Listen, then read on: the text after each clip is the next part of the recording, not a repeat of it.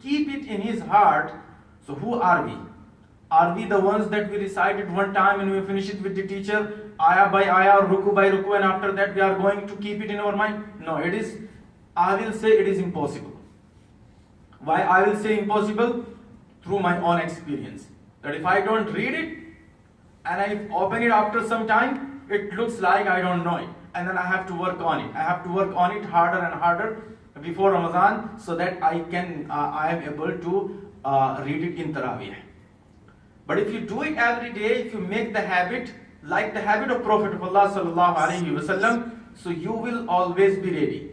And it comes through the dedication, and before the dedication, I already mentioned in front of you, the purification of your heart. It cannot happen that the good thing and the bad thing, two things can stay together in your heart.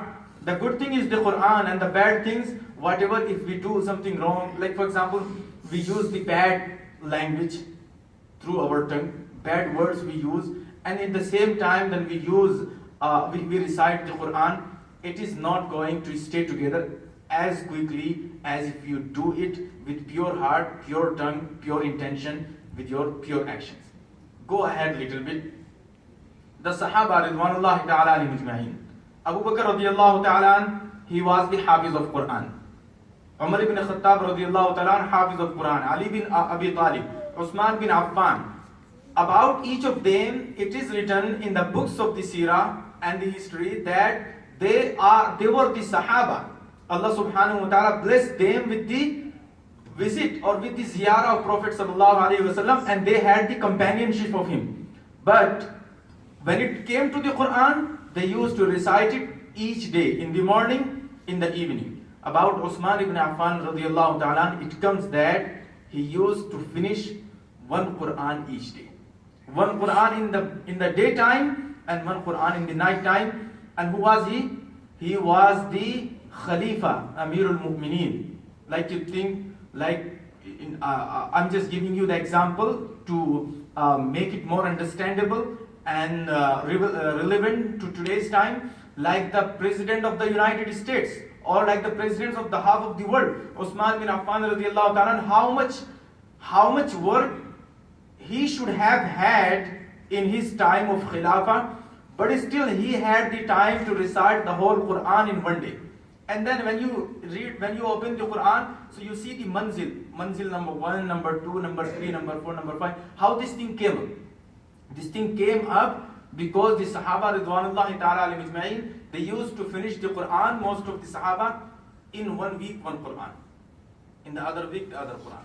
Means every day they used to read one manzil, then the other day second manzil, then the third day third manzil, fourth day fourth manzil. And then you might have heard about the word Shabina.